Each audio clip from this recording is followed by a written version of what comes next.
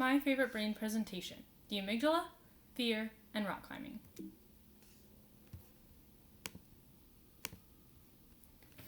Close your eyes. Imagine something terrifying. Is it a snake?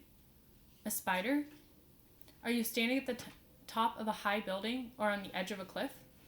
Are you speaking in front of a large audience or performing on stage? How are you feeling? Is your heart racing?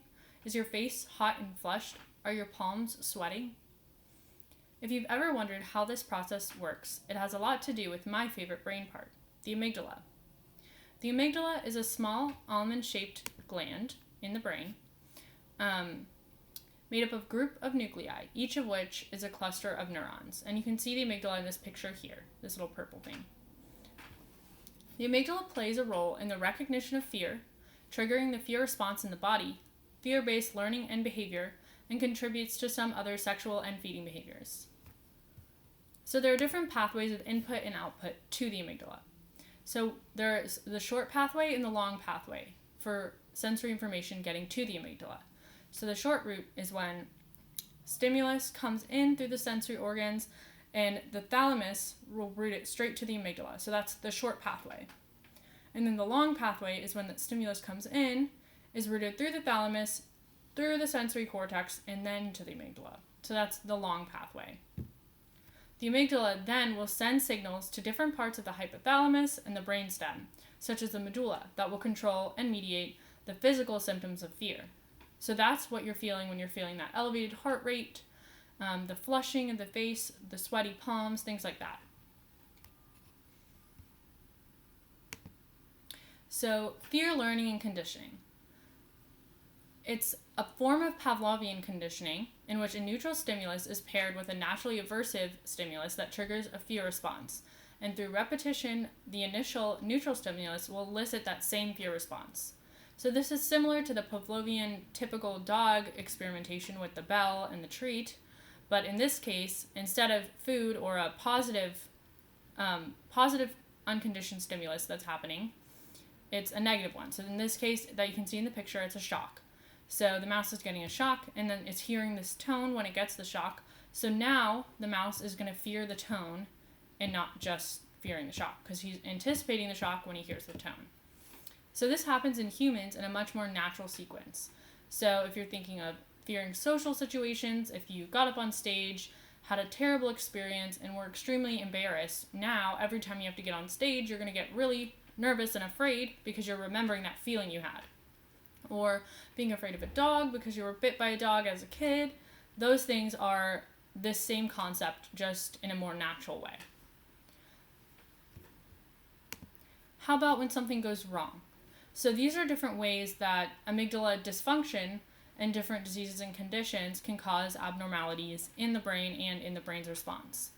So Culver-Busey syndrome is an extreme reduction in fear response and emotional reactivity due to a lesion on or removal of the amygdala.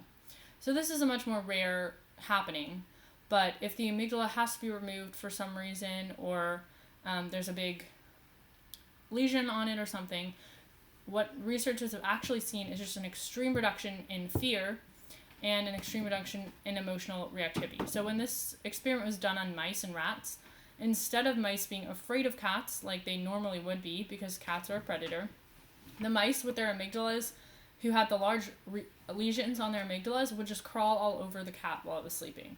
And they had no inhibition whatsoever in getting near the cat. Another example is Alzheimer's disease. So atrophy of the cerebral cortex and parts of the hippocampus and the amygdala actually have contributed to some of those neuropsychiatric symptoms that we see in Alzheimer's disease, such as insensitivity and emotional outbursts. Another example is patients with schizophrenia actually have been found to have a different pathway when it comes to recognizing fear, and they don't recognize fear as well as a control would. So when experiments have been done, the control subjects, when viewing images that they're supposed to recognize as fear, there's a huge difference in the fear recognition between the schizophrenia patients and the controls. So my big question for this project was, why do some people seem to have more fear than others? Some people naturally are more cautious, while others are predisposed to taking big risks and tend to be thrill seekers. As a rock climber, I see this a lot in my peers who climb.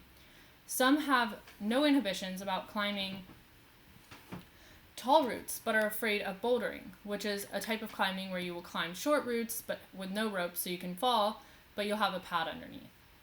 And other climbers I know have no problem with bouldering. They'll climb and fall as much as they want, but they won't go up on tall routes, even when they know their harness and ropes will keep them safe. And some other climbers seem to have almost no fear at all and will take on any route. So a very extreme example of this is American climber Alex Honnold. Alex Honnold really exemplifies this fearless persona. And he's famous for free soloing, which is a type of rock climbing done without any ropes, any harnesses, or any protective gear.